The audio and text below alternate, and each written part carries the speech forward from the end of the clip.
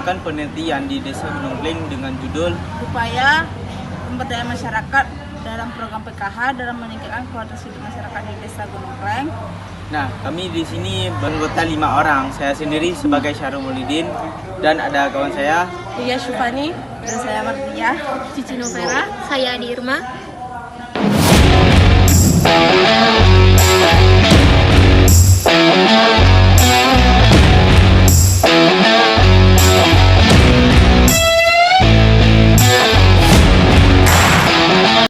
di sini saya akan mencoba menjelaskan latar belakang mengenai program PKH yang ada di Desa Gunung Kleng, Kecamatan Merobo, Kabupaten Aceh Barat. Baik, Desa Gunung Kleng merupakan salah satu desa di Kabupaten Aceh Barat menjadi sasaran program pelindungan sosial melalui PKH sejak beberapa tahun terakhir. Wilayah ini memiliki karakteristik sosial yang beragam, termasuk tingkat pendidikan yang masih rendah, terbatasnya akses terhadap layanan kesihatan, serta keterbatasan dalam peluang ekonomi lokal. Nah, ini berdasarkan data Badan Pusat Statistik atau BPS Aceh Barat pada tahun 2022. Tingkat kemiskinan di Desa Gunung Kleng relatif lebih tinggi dibandingkan dengan desa-desa lainnya di wilayah sekitar.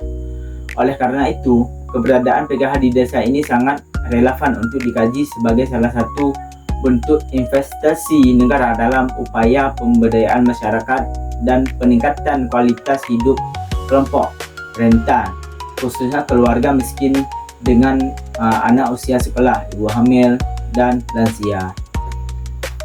Nah, secara umum, PKH bertujuan untuk memutus rantai kemiskinan antar generasi dengan memberi bantuan tunai bersyarat kepada keluarga miskin agar mereka dapat memenuhi kebutuhan dasar seperti pendidikan, kesehatan, dan gizi. Dalam konteks Desa Gunung Kleng, program ini telah membantu ratusan keluarga penerima manfaat atau KPM untuk lebih terlibat dalam aktivitas pendidikan dan pelayanan kesehatan dasar. Namun demikian, efektivitas PKH sebagai alat pemberdayaan masyarakat masih menghadapi berbagai tantangan struktural dan kultural. Beberapa di antaranya adalah kurangnya pemahaman penerima manfaat terhadap tujuan jangka panjang program ini yang menyebabkan sebagian besar KPM cenderung melihat bantuan hanya sebagai tambahan penghasilan, bukan sebagai sarana menuju kemandirian. Selain itu, tingkat ketergantungan terhadap bantuan tunai masih cukup tinggi sehingga berdampak pada rendahnya motivasi untuk mencari penghasilan alternatif secara mandiri. Hal ini dipengaruhi dengan keterbatasan akses terhadap pelatihan, keterampilan, dan minimnya lapangan kerja produktif di sekitar desa. Pendamping sosial PKH yang seharusnya menjadi ujung tombak pemberdayaan dan edukasi juga seringkali menghadapi kendala seperti beban kerja yang tinggi, cukupan wilayah yang luas, serta keterbatasan dalam kapasitas dan pelatihan. Faktor-faktor ini menghambat proses transformasi sosial yang seharusnya dicapai melalui program PKH. Dengan demikian, analisis terhadap implementasi PKH di tingkat desa seperti Gunung Kleng ini menjadi penting untuk memahami sejauh mana program ini mampu memberdayakan masyarakat secara nyata. Kajian ini dapat menggambarkan dinamika antara kebijakan nasional dengan realitas lokal serta memberikan masukan kebijakan yang lebih kontekstual. Evaluasi yang komprehensif juga diharapkan mampu menjadi dasar bagi perbaikan program ke depan, baik dari segi desain bantuan, mekanisme pendampingan maupun integrasi dengan program pemberdayaan lainnya seperti UMKM, pelatihan kerja, dan pengembangan ekonomi lokal berbasis potensi desa. Jadi mengenai latar belakang ini cukup menarik dibahas. Tapi untuk menarik lagi, akan ada beberapa poin lagi yang akan dijelaskan oleh kelompok kami juga, yaitu ada anggota saya yang akan menerusi penjelasan mengenai PKH di Desa Gunung Kleng, Kecamatan Merubo, Kabupaten Aceh Barat. Nah, selanjutnya akan dijelaskan oleh kawan saya. Assalamualaikum warahmatullahi wabarakatuh. Perkenalkan saya Martia. Di sini saya akan menjelaskan mengenai deskripsi program PKH dan konsep pemberdayaan masyarakat. Salah satu kebijakan sosial yang dikembangkan oleh pemerintah adalah program Keluarga Harapan. Program Keluarga Harapan merupakan program yang memberikan bantuan tunai kepada rumah tangga sangat miskin atau RTSM. Sebagai imbalannya, RTSM diwajibkan memenuhi persyaratan yang terkait dengan upaya peningkatan kualitas sumber daya manusia, yaitu pendidikan dan kesehatan. Tujuan utama dari PKH adalah untuk mengurangi kemiskinan dan meningkatkan kualitas sumber daya manusia, terutama pada kelompok masyarakat miskin. Secara khusus, tujuan PKH terdiri atas 4 poin. Yang pertama ada meningkatkan kondisi sosial ekonomi RTSM. Yang kedua, meningkatkan taraf pendidikan anak-anak RTSM. Yang ketiga, meningkatkan status kesehatan dan gizi ibu hamil, ibu nifas, dan anak-anak di bawah 6 tahun dari RTSM. Yang terakhir ada meningkatkan akses dan kualitas pelayanan pendidikan dan kesehatan khususnya bagi RTSM. RTSM yang menjadi sasaran PKH adalah sekelompok orang yang tinggal satu atap, baik yang terikat oleh pergaulan darah maupun tidak, yang memiliki pendapatan per kapita per bulan di bawah garis fakir miskin. Selanjutnya ada konsep pemberdayaan masyarakat. Konsep pemberdayaan masyarakat merupakan pendekatan strategis yang bertujuan untuk menciptakan kemandirian, di mana masyarakat mampu memenuhi kebutuhan dasarnya sendiri dan menentukan hak-haknya secara sadar dan mandiri. Dalam proses ini, partisipasi menjadi elemen penting karena keterlibatan aktif masyarakat dalam pembangunan dan pengambilan keputusan akan memperkuat rasa kepemilikan serta keberlanjutan program.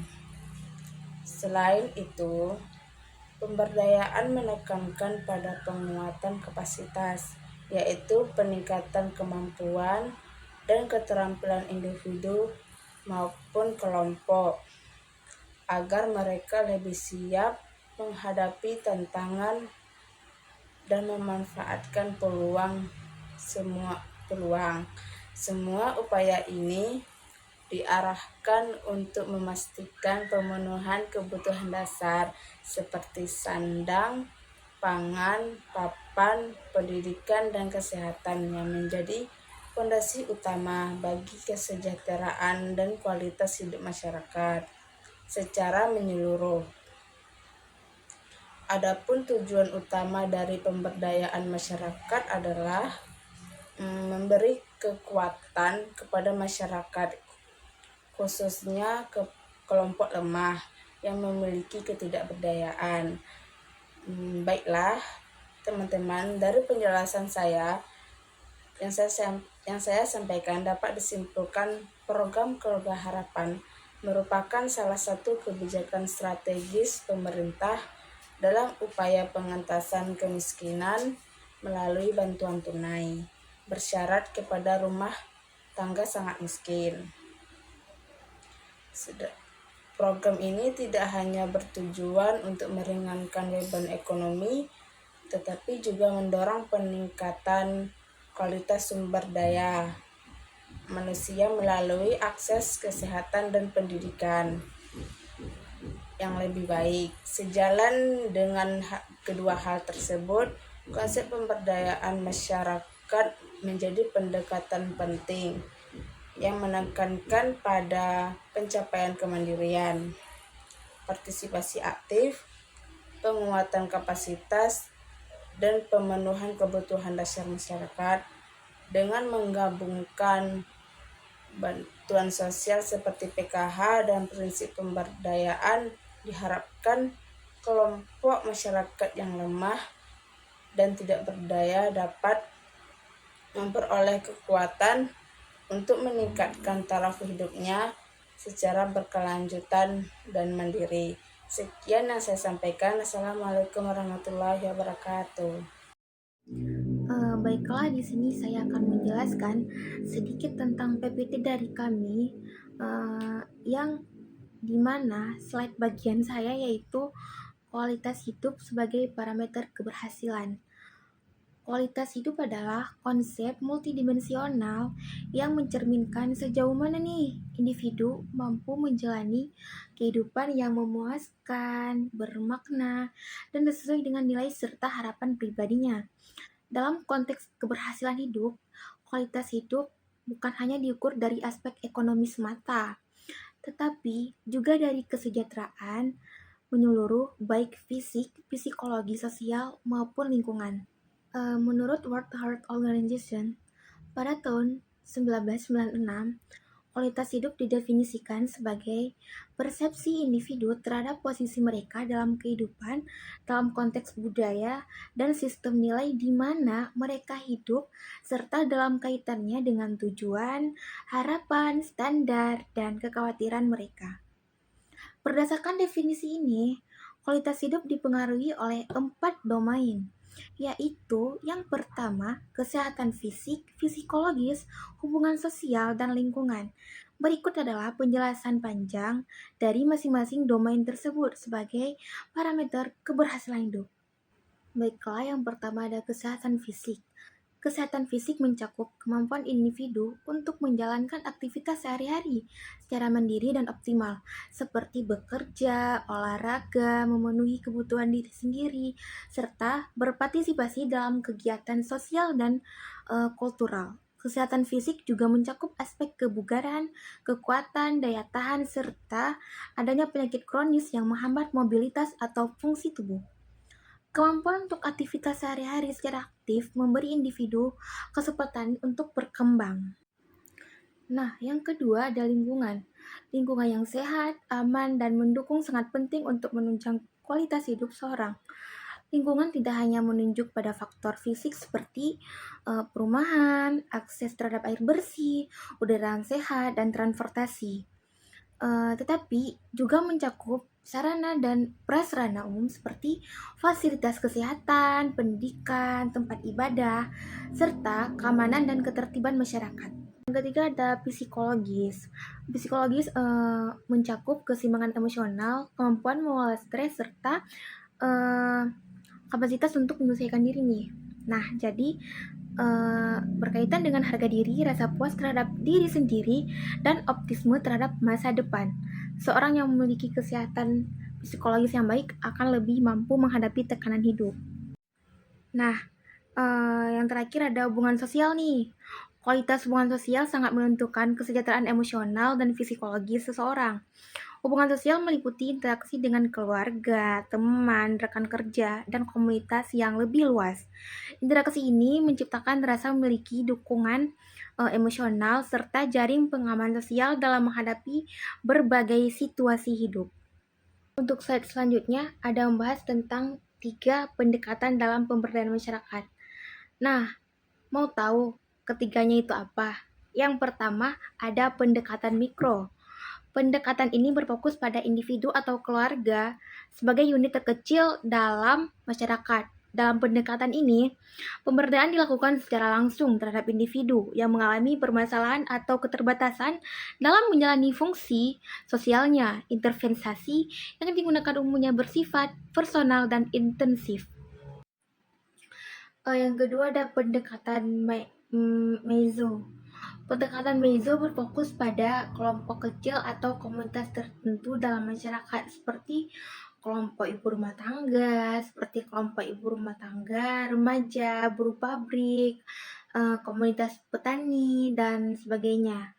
Dalam pendekatan ini, kelompok digunakan sebagai media intervensi untuk menciptakan perubahan positif secara kolektif. Strategi yang sering digunakan meliputi yang pertama pendidikan dan pelatihan kelompok, yang kedua dinamika kelompok, yang ketiga kegiatan peningkatan kapasitas, dan yang terakhir adalah pemberdayaan berbasis komunitas. Baiklah, yang terakhir ada pendekatan makro. Pendekatan makro adalah berfokus pada perubahan sistemik dalam lingkungan sosial yang lebih luas, seperti institusi pemerintah, kebijakan publik, struktur ekonomi, dan tatanan sosial secara umum. Penelitian ini menggunakan pendekatan kualitatif. Dengan menggunakan metode ini, diharapkan agar penelitian yang dilakukan dapat tepat sasaran. Penelitian kualitatif adalah suatu penelitian yang ditujukan untuk mendeskripsikan dan menganalisis fenomena, peristiwa, aktivitas sosial, sikap, kepercayaan, persepsi, pemikiran orang secara individu maupun kelompok. Yang ditujukan adalah untuk menjelaskan dan memecahkan masalah terkait fenomena yang ingin diteliti melalui pengumpulan data. Teknik pengumpulan data merupakan teknik-teknik yang digunakan dalam penelitian. Dalam usaha mengumpulkan data dari lapangan, peneliti menggunakan dua teknik pengumpulan data, yaitu teknik wawancara dan observasi. Adapun penjelasan lebih lanjut mengenai teknik pengumpulan data sebagai berikut. Yang pertama, observasi. Sebagai teknik pengumpulan data mempunyai ciri yang spesifik bila dibandingkan dengan teknik yang lainnya. Karena observasi tidak hanya mendapatkan informasi terbatas pada orang, maka metode ini dilakukan pada awal penelitian dengan tujuan untuk memperoleh gambaran tentang keadaan permasalahan yang diteliti untuk dijadikan pedoman, petunjuk, dan arah dalam melakukan penelitian. Teknik pengumpulan data dengan cara observasi merupakan pengamatan peneliti yang memperbanyak hasil temuan yang tidak hanya mendapat informasi terbatas pada orang tetapi juga terhadap objek alam lainnya agar peneliti lebih mengenal situasi dan dapat mengumpulkan keterangan yang lebih banyak. Yang kedua, interview atau wawancara.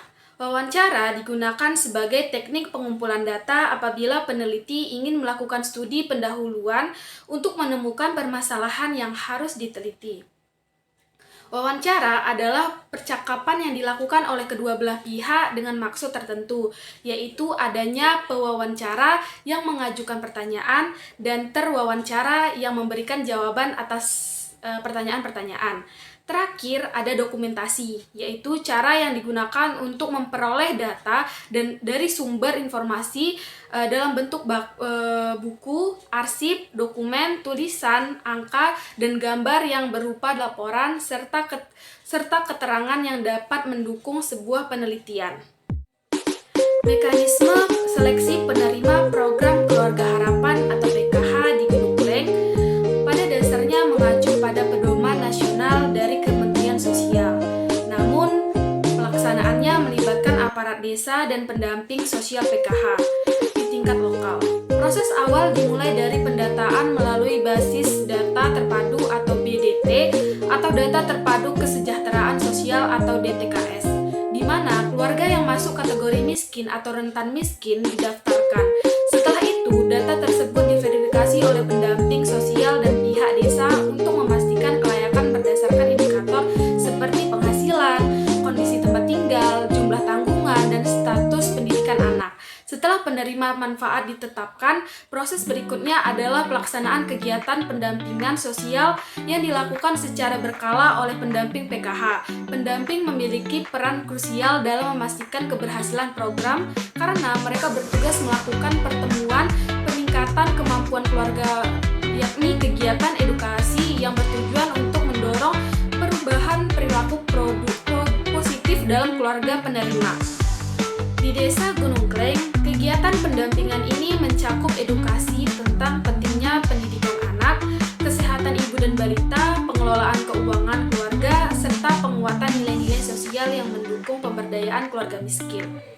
Pendampingan juga melakukan kunjungan rumah secara berkala untuk memantau langsung kondisi sosial ekonomi keluarga, sehingga intervensi yang diberikan lebih sesuai dengan kebutuhan mereka. dalam pengajuan bantuan PKH ditentukan oleh pihak desa, kemungkinan petugas atau aparat desa, menunjukkan bahwa proses seleksi tidak bersifat terbuka bagi masyarakat umum untuk mengajukan permohonan karena pihak desa sudah memantau kondisi rumah warga dari depan sampai belakang dapur.